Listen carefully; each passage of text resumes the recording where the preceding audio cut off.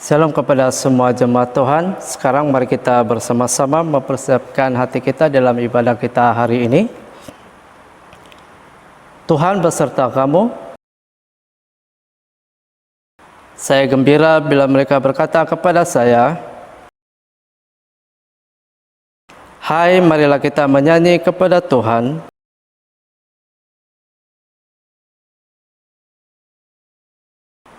Allah itu roh. Kemuliaan pada Allah Bapa, Anak dan Roh Kudus.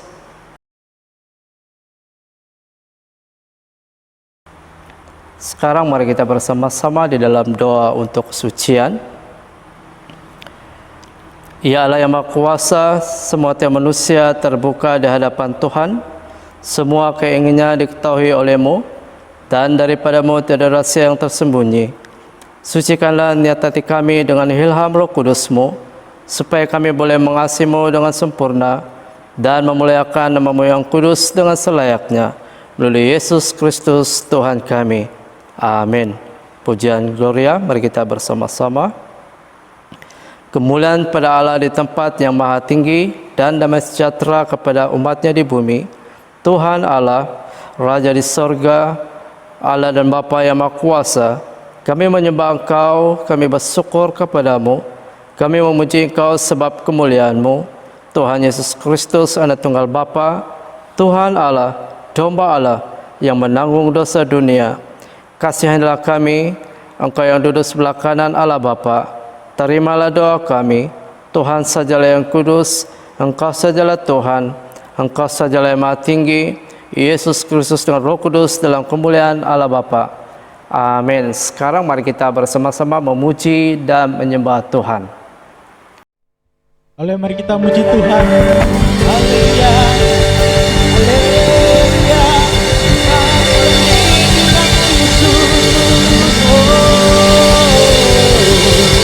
haleluya, kami memuji-Mu, kami menyembah-Mu Tuhan. Haleluya, mari kita muji Tuhan.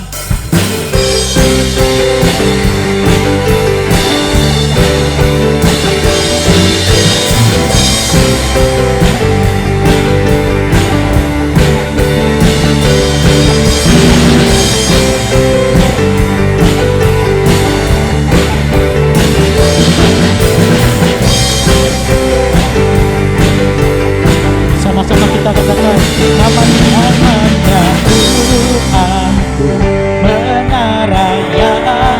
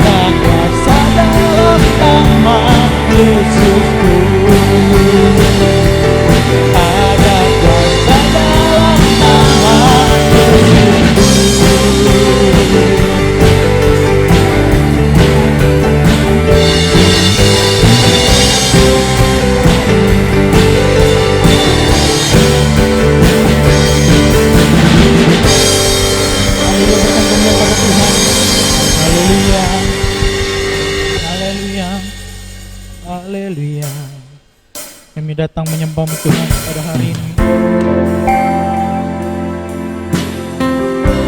Kami percaya kemenangan terjadi di antara kami Tuhan, di setiap kami Tuhan. Haleluya.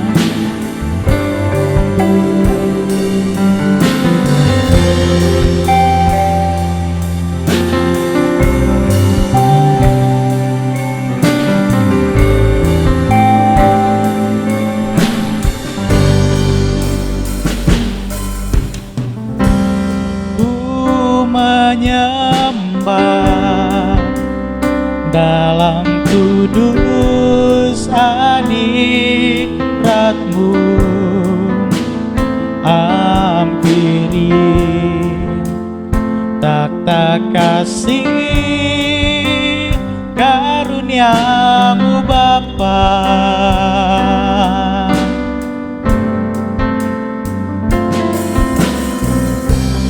Kekuatanku hanya dalam hadirat-Mu, Yesusku. Hanya Kaulah segalanya.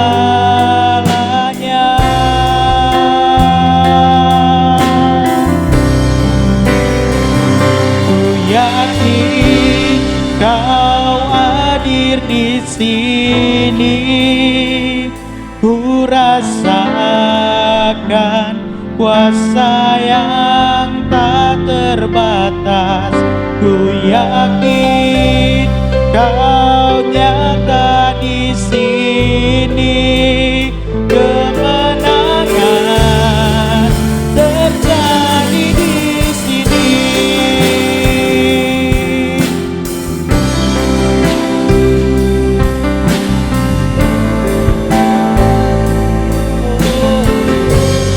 Ku menyembah, ku menyembah dalam kudus hadirat-Mu,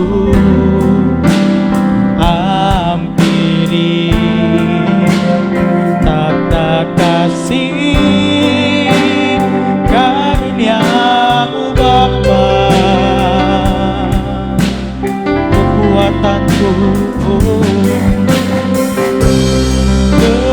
Kekuatanku hanya dalam hadirat-Mu, Yesusku. Hanya Kaulah segalanya, Yesus Kau segalanya. Yakin Kau hadir di sini, ku rasakan kuasa yang tak terbatas. Ku yakin Kau nyata di sini, kemenangan terjadi di sini. Ku yakin Kau hadir di sini, ku rasakan kuasa yang tak terbatas. Ku yakin Kau nyata di sini, kemenangan terjadi di sini. Sebab jiwaku memujimu, sungguh besar Kau Yesusku. Sebab hatiku menyembah-Mu, Kau besar, Kau besar, Kau besar, Kau besar.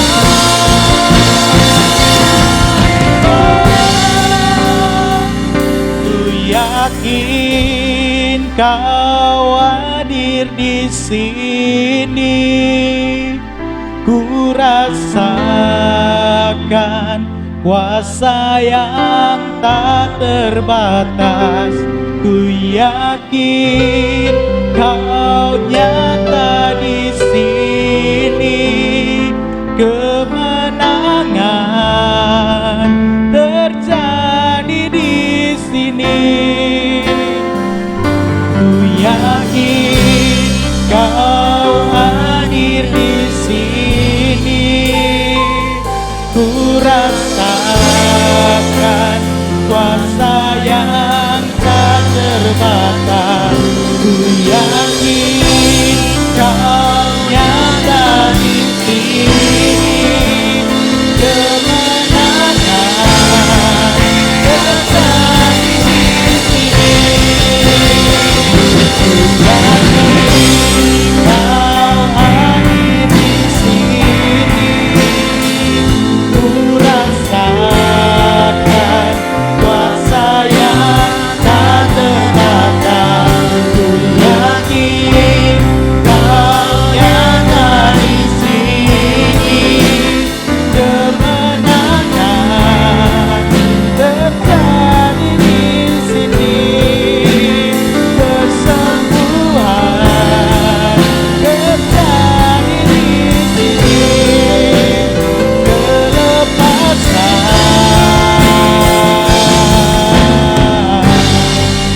terjadi di sini. Oh, haleluya.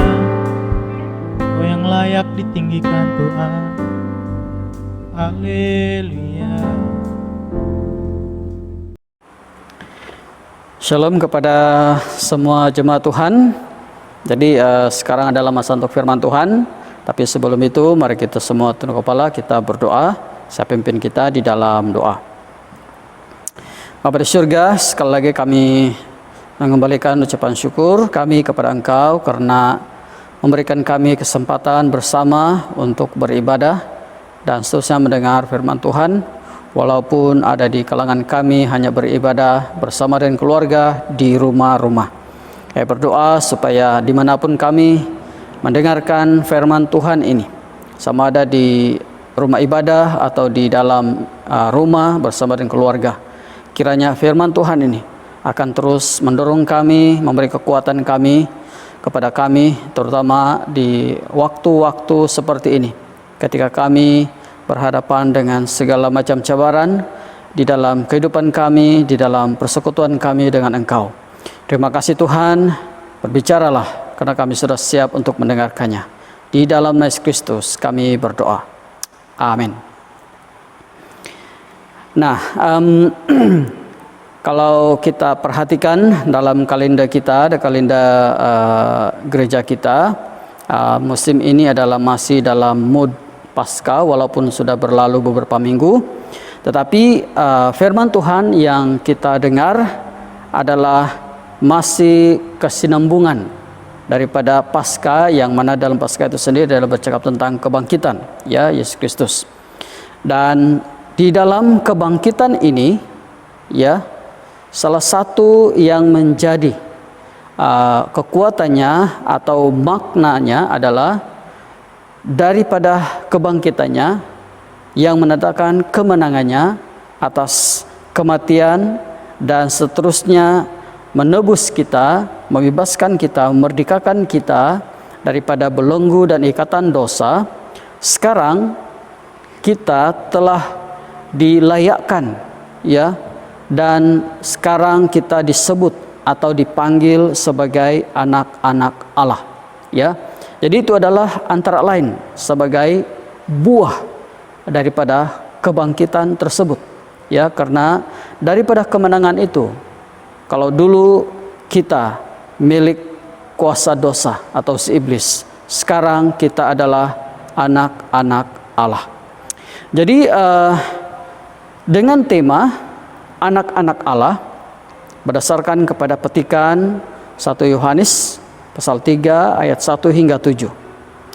Minggu ini kita akan coba belajar, ya, tentang bagaimana atau apakah yang menjadi kepentingan atau kekuatan atau berkatnya kepada kita sebagai anak-anak Allah. Nah, yang pertama adalah sekarang kita disebut sebagai anak-anak Allah. Ya, sekarang kita disebut sebagai anak-anak Allah. Karena apa? Kita sekarang telah menjadi anak-anak Allah. Dalam 1 Yohanes pasal 3 ayat 1 dikatakan di situ, lihatlah betapa besarnya kasih yang dikaruniakan Bapa kepada kita, sehingga kita disebut anak-anak Allah. Dan memang kita adalah anak-anak Allah. Karena itu dunia tidak mengenal kita, sebab dunia tidak mengenal Dia. Jadi kalau kita perhatikan di sini, pokok pangkal atau dasar atau yang menyebabkan kita sekarang menjadi anak-anak Allah adalah karena kasih Allah yang besar kepada kita. Dan karena kasih Allah yang besar itulah telah mendorong Allah untuk melakukan misi penyelamatannya. Ya, selepas manusia jatuh dalam dosa, Dia telah memulakan misi penyelamatannya apabila Dia mengatakan kepada perempuan itu, yaitu Dia mengatakan bahwa keturunan perempuan ini akan meremukkan kepala ular tersebut. Ya, sebenarnya ini adalah satu kata-kata ke depan yang mana ini merujuk kepada keturunan perempuan ini, akhirnya merujuk kepada Yesus, ya, kepada Yesus Kristus. Dan kita tahu kepala iblis di sini, kepala ular di sini merujuk kepada iblis. Dan itulah yang terjadi apabila Yesus mati dan bangkit, maka pernyataan di Taman Eden ini menjadi kenyataan. Tetapi semua ini adalah disebabkan karena kasih Allah yang besar, sehingga dengan kemenangannya di atas kayu salib, sekarang kita menjadi anak-anak Allah, ya. Dan walaupun kita di sini tidak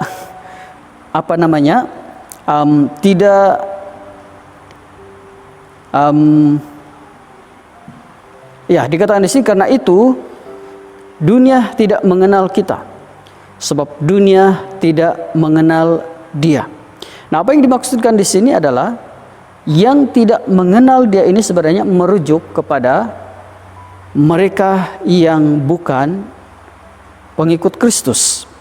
Dan mereka ini adalah orang-orang yang tidak mengenal Kristus, dan karena itu mereka dikatakan tidak mengenal kita, karena mereka ini adalah orang yang tidak percaya lah, maksudnya ya, mereka yang tidak percaya.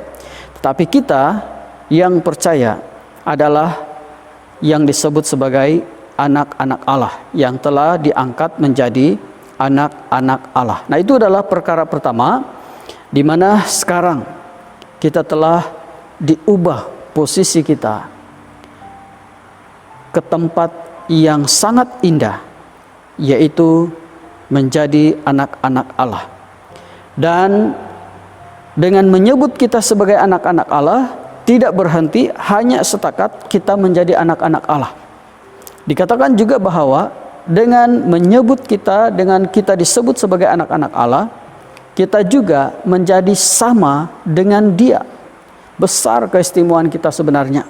Sebaik saja kita telah menjadi anak-anak Allah, ya, sebaik saja kita disebut sebagai anak-anak Allah, ya, kita menjadi anak-anak Allah, dan sekarang dikatakan kita menjadi sama dengan Dia. Apa maksudnya? Dalam sekali lagi dalam 1 Yohanes pasal 3 ayat 2 mengatakan, saudara-saudaraku yang kekasih, sekarang kita adalah anak-anak Allah, tetapi belum nyata apa keadaan kita kelak. Akan tetapi kita tahu bahwa apabila Kristus menyatakan dirinya, kita akan menjadi sama seperti Dia, sebab kita akan melihat Dia dalam keadaannya yang sebenarnya.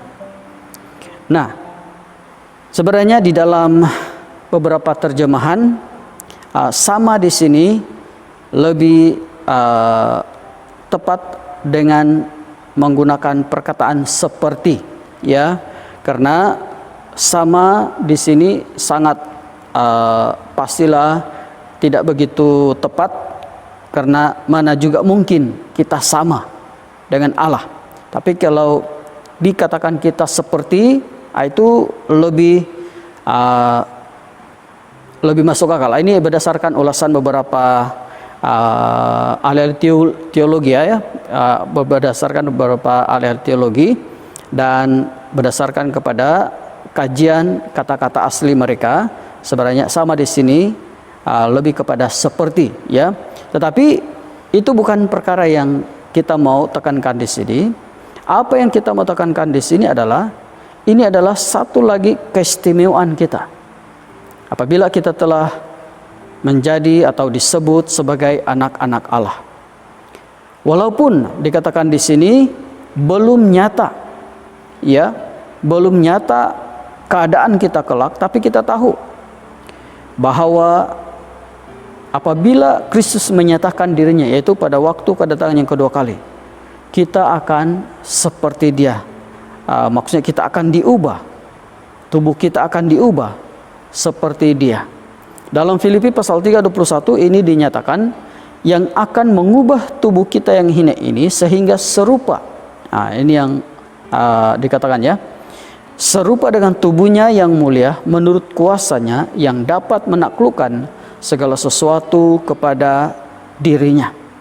Ini yang dimaksudkan dengan sama, yaitu pada waktu kedatangan yang kedua kali tubuh kita ini sebenarnya akan diubah sehingga serupa dengan tubuhnya yang mulia, itu tubuh kebangkitannya, dan menurut kekuasaannya dapat menaklukkan segala sesuatu kepada dirinya. Jadi walaupun sekali lagi dikatakan di sini, sebab kita akan menjadi sama seperti Dia, sebab kita akan melihat Dia dalam keadaannya yang sebenarnya. Nah, pada waktu itu kita akan dapat melihat Dia dalam keadaan yang sebenarnya, karena pada waktu sekarang ini kita masih masih kabur atau samar-samar. Seperti dikatakan dalam 1 Korintus pasal 13:12, di situ dikatakan karena sekarang kita melihat dalam cermin suatu gambaran yang samar-samar, tetapi nanti kita akan melihat muka dengan muka. Sekarang aku hanya mengenal dengan tidak sempurna, tetapi nanti aku akan mengenal dengan sempurna seperti aku sendiri dikenal. Iya, itu yang dimaksudkan dengan menjadi seperti Dia.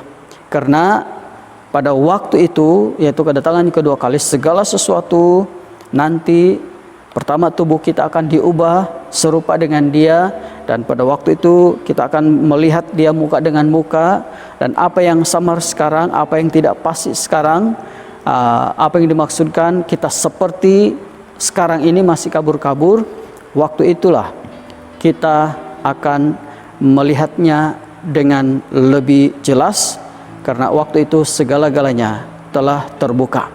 Tetapi kita tidak perlu menunggu waktu itu.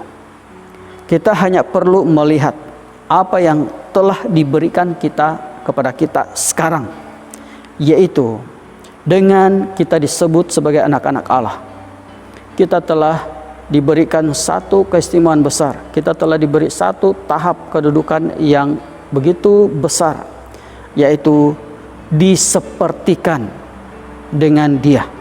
Ya, itulah antara keistimewaan atau berkat apabila kita telah mengenal Dia, maksudnya percaya kepada Dia yang menjadikan Dia sebagai Tuhan dan penyelamat kita, dan segala keistimewaan daripada kebangkitan itu akan kita nikmati, dan salah satunya adalah apa yang kita baru saja dengar sebentar tadi, yaitu disebut sebagai anak-anak Allah. Nah, perkara yang kedua mengenai posisi kita sebagai anak-anak Allah ini adalah pengharapan kita sebagai anak-anak Allah. Ya, apakah pengharapan kita sebagai anak-anak Allah? Yang pertama adalah hidup dalam kesucian. Dalam 1 Yohanes pasal 3 ayat 3 mengatakan, setiap orang yang menaruh pengharapan itu kepadanya menyucikan diri sama seperti Dia yang adalah suci. Jadi maksudnya di sini bukanlah bermaksud bahwa kita hidup dalam kesucian, dalam arti kata kita yang telah menjadikan diri kita sebagai suci, ya, atau kita akan menjalani suatu kehidupan yang sepenuhnya suci, walaupun memang itulah harapan kita, itulah keinginan kita, ya. Tetapi hidup untuk suci adalah harapan kita, pengharapan kita. Kenapa? Karena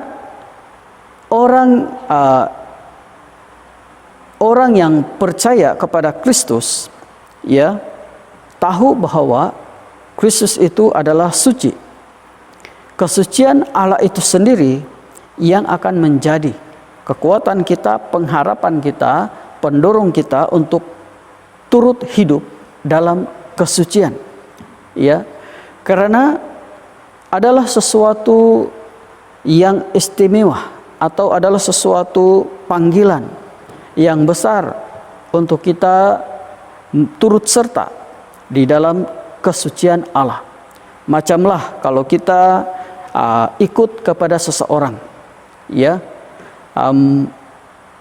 kadang-kadang dengan sendirinya, karena kita mengikuti orang ini, suka orang ini, mentaati orang ini, respect orang ini, menghormati atau apa saja mengenai orang ini, dengan sendirinya kita akan memberitahu diri kita bahwa kita harus hidup sesuai dengan apa yang Dia ingini. Kalau kita benar-benar mau menunjukkan, menyatakan kasih kita kepada orang ini, ya. Kadang-kadang tidak perlu orang ini menyuruh kita, kau harus begini, kalau kau ikut saya harus begini, ya. Dengan sendirinya kita akan bertindak, ya. Dan itulah pengharapan bagi kita sebagai anak-anak Allah. Kita mau mengikuti cara hidup Allah Bapa kita di surga. Mengapa? Sebab pengharapan yang ada di dalam Tuhan itu sendiri adalah kekuatan kita, di mana salah satu pengharapan yang diberikan kepada kita kalau kita hidup suci, atau sebagai tuntutan atau sebagai persyaratan atau sebagai petunjuk pernyataan bahwa kita adalah orang yang percaya adalah hidup suci, dan sebagai hasilnya adalah kehidupan kekal yang akan kita miliki, ya. Dan inilah yang menjadi intipati kepada seluruh dorongan atau motivasi kita untuk hidup di dalam kesucian. Karena dalam Titus 1 ayat 2 mengatakan, dan berdasarkan pengharapan akan hidup yang kekal yang sebelum permulaan zaman sudah dijanjikan oleh Allah yang tidak berdusta, ya. Dan apa yang dimaksudkan dengan ayat ini adalah pengharapan itu dasar kepada pengharapan itu adalah karena kita tahu kehidupan kekal yang kita miliki di dalam Tuhan. Dan ini adalah antara kekuatan mengapa kita hidup dalam kesucian, ya. Karena kita sudah diberikan satu anugerah yang besar, hidup yang kekal, dan ini telah menjadi dasar kepada pengharapan kita. Dan sebagai respon atau tindakan daripada pengharapan ini, kita mempunyai atau sepatutnya mengingini atau memiliki satu dorongan untuk hidup dalam kesucian. Dan karena itulah kita didorong untuk terus-menerus berpegang pada pengharapan ini. Karena pengharapan yang ada di dalam Tuhan ini adalah pengharapan yang kita boleh percaya. Karena yang menjanjikannya adalah orang atau pribadi yang setia, yaitu Allah kita sendiri. Itu yang dinyatakan dalam Ibrani pasal 10 ayat 23, di mana dikatakan di situ, marilah kita teguh berpegang pada pengakuan tentang pengharapan kita, sebab Ia yang menjanjikannya setia. Jadi sekali lagi di sini, ya, pengharapan sebagai anak-anak Allah adalah hidup dalam kesucian. Ini karena di dalam dasar kepada hidup dalam kesucian ini berdasarkan kepada pengharapan yang ada di dalam Tuhan yang adalah suci, dan kita mengikutinya karena kita telah diberikan satu janji kehidupan kekal, dan janji ini adalah janji yang datang daripada orang yang setia, yaitu Allah kita sendiri. Nah, selain daripada itu, kita juga berharap untuk hidup dalam ketaatan. Bukan saya hidup dalam kesucian, tapi hidup dalam ketaatan. Dalam 1 Yohanes pasal 3 ayat 4 mengatakan, setiap orang yang berbuat dosa melanggar juga hukum Allah, sebab dosa ialah pelanggaran hukum Allah.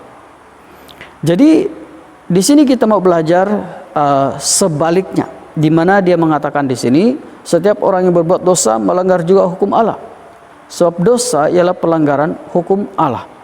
Tapi bagi kita sebagai anak-anak Allah, kita tidak mau ini berlaku. Kita tidak mau melanggar hukum Allah, karena orang yang melanggar hukum Allah adalah orang-orang yang masih berbuat dosa, adalah orang-orang yang melanggar hukum Allah. Ya, sebaliknya kita mau supaya kita hidup di dalam ketaatan. Nah, apa rasional di mana kita harus dan sepatutnya hidup di dalam ketaatan? Karena ini menunjukkan bahwa kita bukanlah orang-orang yang dibawa kuasa dosa lagi. Ya, kita telah disebut atau telah diletakkan sebagai anak-anak Allah. Kita bukan lagi anak-anak kepada yang menyebabkan dosa atau hamba iblis dan sebagainya. Ya, jadi sudah pastilah kita hidup di dalam ketaatan. Dalam Yohanes pasal 8 ayat 34 hingga 35 mengatakan, kata Yesus kepada mereka, aku berkata kepadamu, sesungguhnya setiap orang yang berbuat dosa adalah hamba dosa. Dan hamba tidak tetap tinggal dalam rumah, tetapi anak tetap tinggal dalam rumah. Perhatikan ayat ini, ya.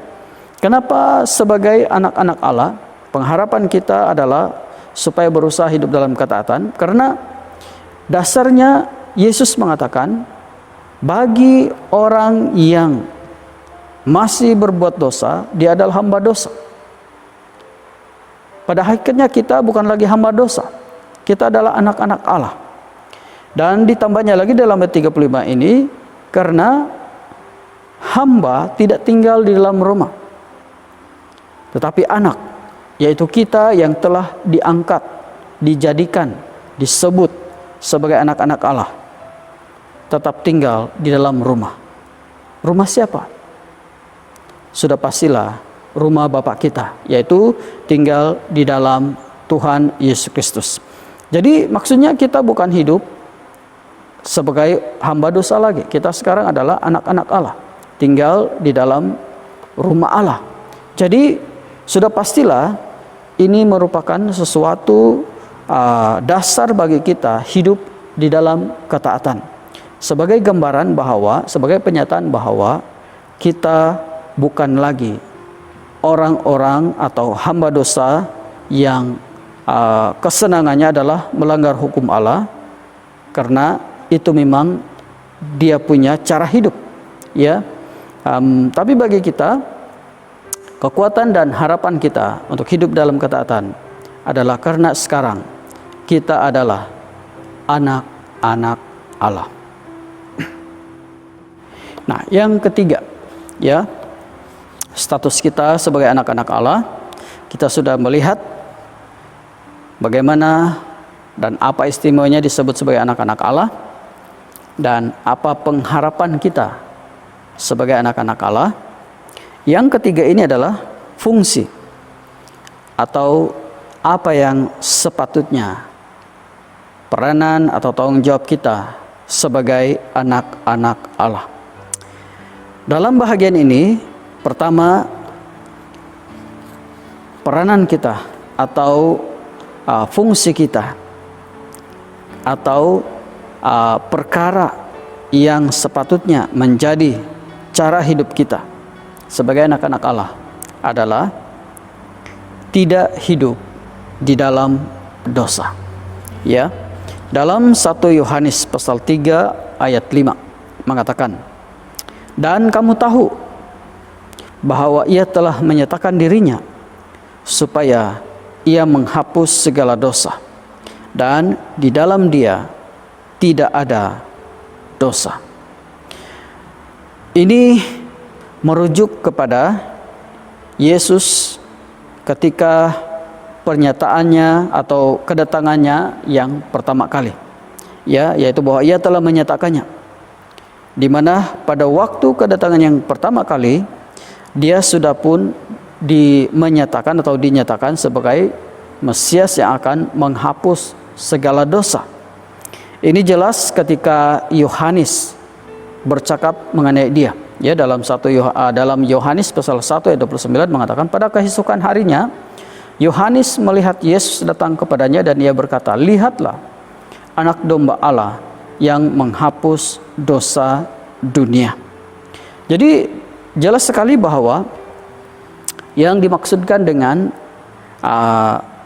menghapus dosa ini, adalah merujuk kepada Yesus Kristus. Jadi apa artinya ini bagi kita sebagai anak-anak Allah? Itu berarti bahwa sepatutnya kita tidak hidup lagi di dalam dosa. Karena dosa yang ada di dalam hidup kita telah dihapus oleh Yesus, telah dikalahkan oleh Kristus di atas kayu salib. Dan dikatakan juga di sini, di dalam dia tidak ada dosa.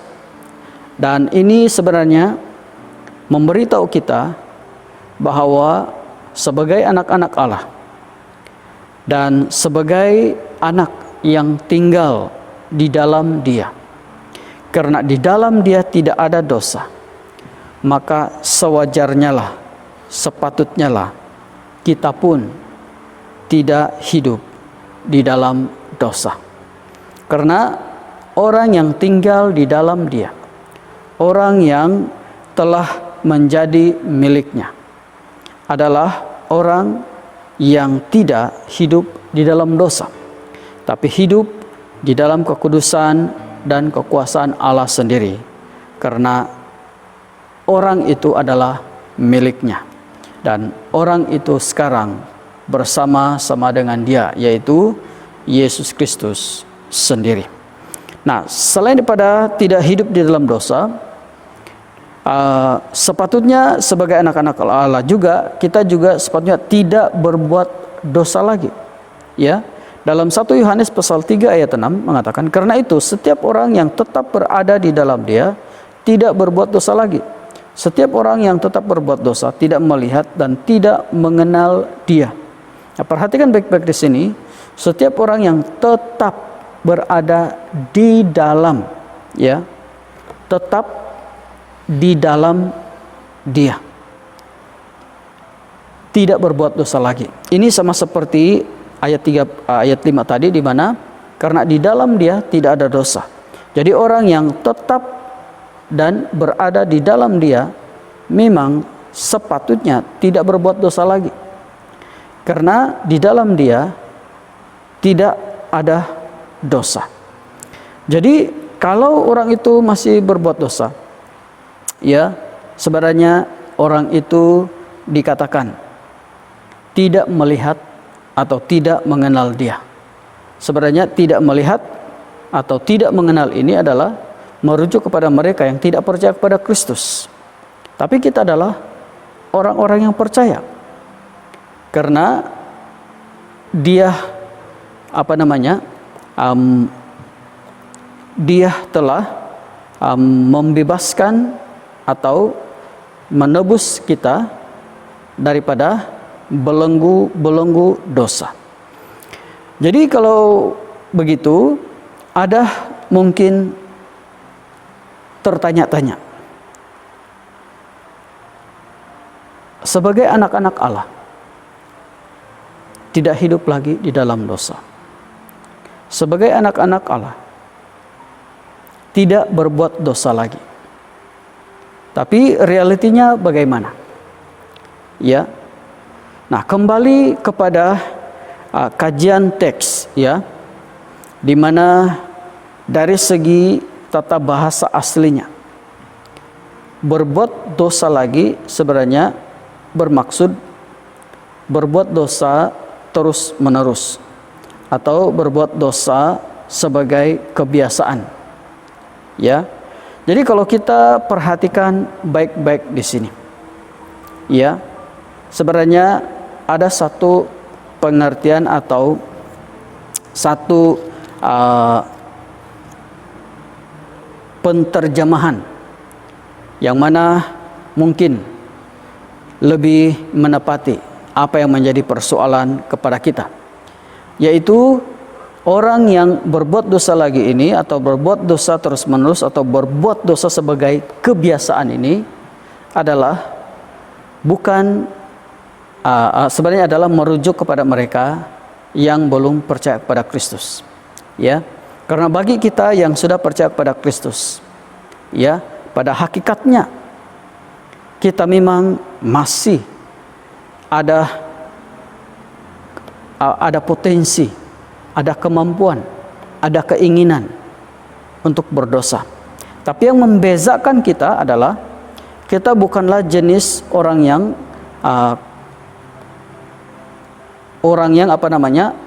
terus menerus berdosa, atau berdosa itu sebagai satu kebiasaan.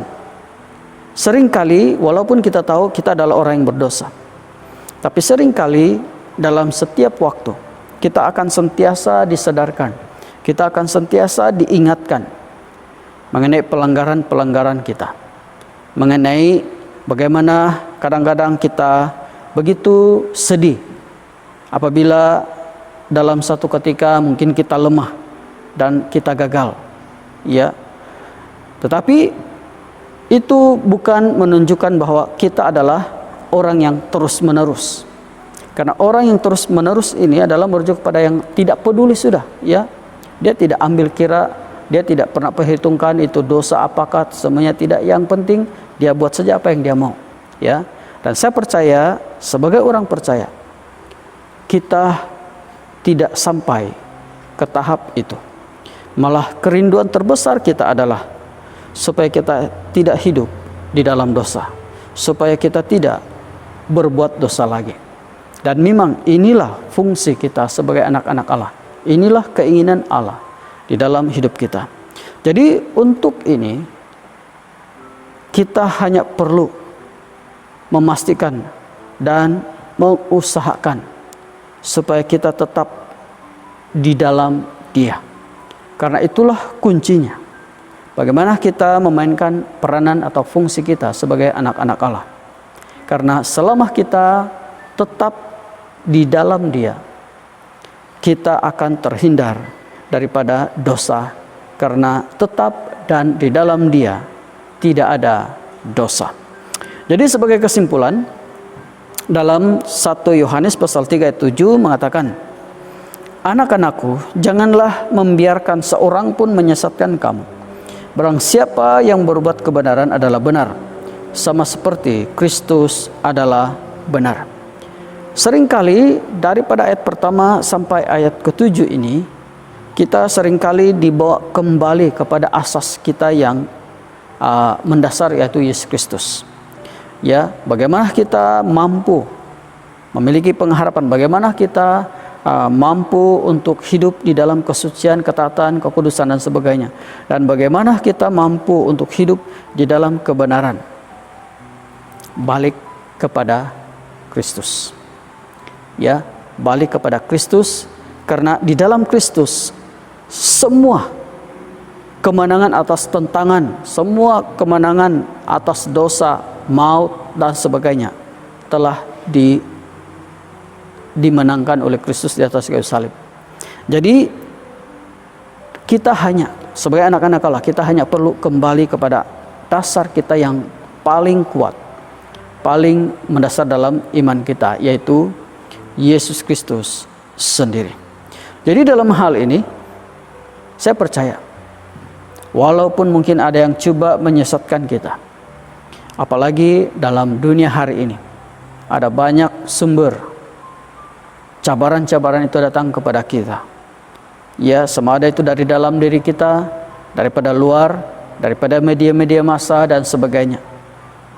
Selama kita di dalam Kristus, maka kita akan tetap di dalam kebenaran, sama seperti Kristus adalah benar.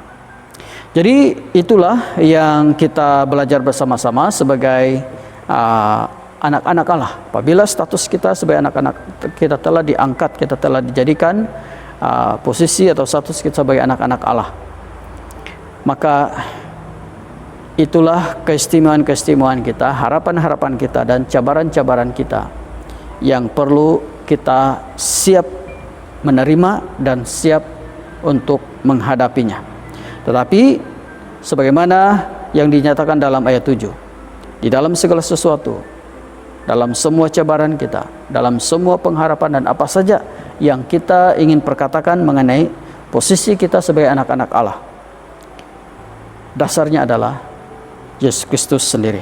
Karena dialah yang menjadikan ini, kedudukan ini, dialah yang menetapkan ini, posisi kita ini sebagai anak-anak Allah.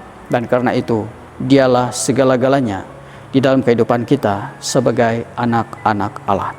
Jadi semoga Tuhan memberkati semua saudara-saudaraku yang sama-sama saudara di dalam Tuhan, karena kita semua adalah anak-anak Allah. Semoga firman Tuhan ini memberkati kita semua. Jadi sebelum kita pergi ke acara yang seterusnya, mari kita semua tunduk kepala. Kita mau tutup firman Tuhan ini dengan doa. Saya pimpin kita di dalam doa. Mari kita berdoa. Bapa di surga, sekali lagi kami mengembalikan ucapan syukur kami karena Tuhan telah memimpin daripada awal hingga akhir penyampaian firman Tuhan ini. Kami tahu bahwa mungkin firman Tuhan ini datang dengan pengertian dan pemahaman yang berbeza-beza di dalam hati kami masing-masing, tapi kami percaya bahwa Tuhan pasti berbicara menurut pemahaman, pengertian dan keperluan kami masing-masing sesuai dengan tuntutan iman kami masing-masing. Biarlah bersyurga firman Tuhan ini akan terus menjadi kekuatan bagi kami untuk hidup sebagai anak-anak Allah bagi kemuliaan nama-Mu. Di dalam Yesus Kristus kami berdoa. Amin. Amin. Sekarang sebagai respon kita daripada firman Tuhan yang sudah kita dengar tadi, marilah kita bersama-sama mengakui dosa kita di hadapan Tuhan. Allah yang penuh belas kasihan, Bapa kami di sorga, Pencipta kami dan Hakim kami telah berdosa terhadap Engkau dan terhadap semua manusia, baik dalam pikiran, perkataan dan perbuatan, melalui kelalaian, kelemahan dan kesalahan yang disengajakan. Kami sekarang bertobat dan benar-benar menyesal sebab kesalahan kami. Bapa, ampunilah kami demi anak-Mu, Yesus Kristus yang telah mati untuk kami. Kuatlah kami supaya dapat mengasihi dan mentaati-Mu dalam kehidupan yang baru, melalui Yesus Kristus Tuhan kami. Amin. Allah yang Maha Kuasa mengasihani kamu, membebaskan kamu daripada segala dosamu melalui Yesus Kristus Tuhan kita. Dia meneguhkan dan menguatkan kamu untuk pelannya dan kuasa Roh Kudus dan melihara kamu dalam kehidupan yang kekal. Amin. Sekarang, karena kita telah diperdamaikan adalah sebab iman, kita mengalami kesejahteraan dengan Allah dengan perantaraan Yesus Kristus Tuhan kita. Oleh yang demikian, kita mesti berdamai satu sama lain di dalam tubuh Kristus. Damai sejahtera Tuhan selalu beserta dengan kamu. Amin.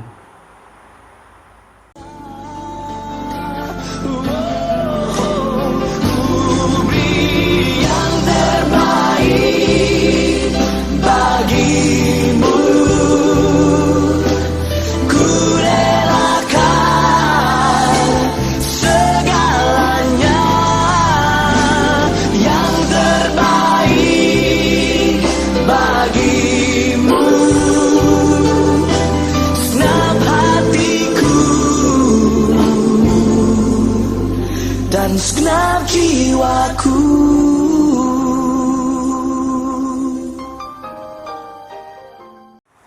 Sekarang kita masuk di dalam doa pengudusan. Semua kemuliaan kepadamu Bapa kami di surga, sebab dalam kemurahan-Mu Engkau menyerahkan anak yang tunggal, Yesus Kristus, untuk disiksa dan mati di atas kayu salib untuk penebusan kami. Di situ Dia telah membuat perdamaian yang penuh untuk dosa-dosa seisi dunia dan persembahkan dirinya sendiri sebagai korban satu kali sahaja untuk segala dosa kita. Dia telah menentukan dan di dalam Injilnya merintahkan kita untuk melanjutkan perjamuan ini sebagai peringatan abadi akan kematiannya yang sangat tinggi nilainya sampai Dia datang kembali. Dengarlah kami yang minta dengan rendah hati ya Bapa yang berkasihan, dan kurniakanlah pemilik kuasa Roh Kudus kami yang menerima kurnia-kurnia ini, roti dan air anggur, menurut peraturan anak-Mu, Yesus Kristus penyelamat kami, sebagai peringatan akan sesaran kematiannya, akan bentuk bahagian dalam tubuh dan darahnya yang sangat berharga itu. Pada malam Tuhan dihianati, Dia mengambil roti, mengucap syukur, lalu mecah-mecahkan roti itu dan bagikannya pada murid-Nya sambil berkata, "Ambil dan makan. Inilah tubuh aku yang diberikan untuk kamu. Boleh demikian sebagai peringatan akan aku." Begitu juga setelah habis makan, Dia mengambil cawan serta mengucap syukur, lalu memberikannya kepada murid-muridnya serta berkata, "Minumlah ini kamu semua. Ini adalah darah aku dari perjanjian baru yang dicurahkan bagi kamu dan bagi semua orang untuk pengampunan dosa. Boleh demikian setiap kali kamu melakukannya sebagai peringatan akan aku." Bersama kita, Kristus telah mati, Kristus telah bangkit, Kristus akan datang lagi. Kita memecahkan roti ini untuk mendapat bahagian dalam tubuh Kristus.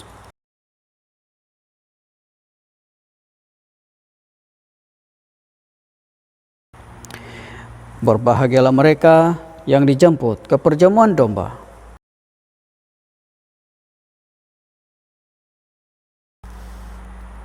Kurnia Allah adalah untuk jemaah Allah. Dekatilah dengan iman dan dengan rendah hati. Terimalah roti dan air anggur ini sebagai peringatan bagi semati untuk kamu, serta menerima di dalam hatimu dengan iman dan ucapan syukur. Amin.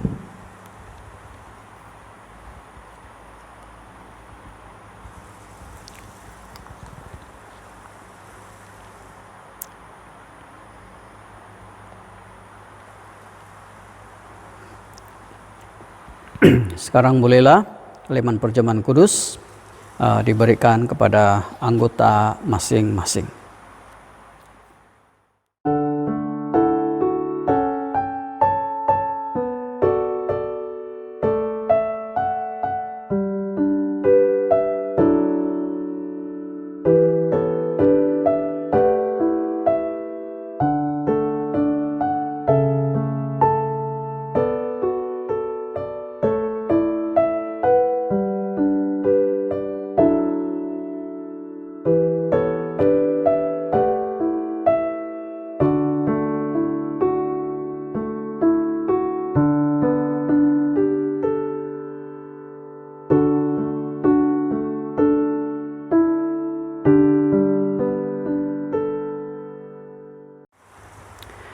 Marilah kita berdoa seperti yang diajar oleh penyelamat kita.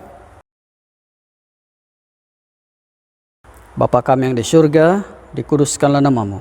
Datanglah kerajaan-Mu, jadilah kehendak-Mu di bumi seperti di surga. Berikanlah kami pada hari ini makanan kami sehari-hari. Ampunilah kami akan dosa-dosa kami, seperti kami juga mengampuni orang bersalah kepada kami.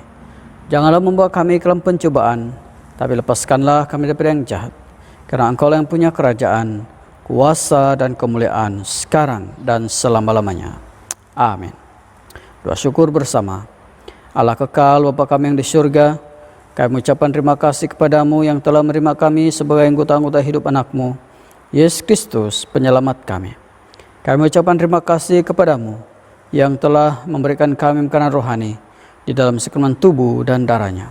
Sekarang, putuskanlah kami ke dalam dunia dengan damai, dan kurniakanlah kami kekuatan dan keteguhan hati untuk mengasihi dan melayani Engkau dengan sukacita dan hati yang ikhlas.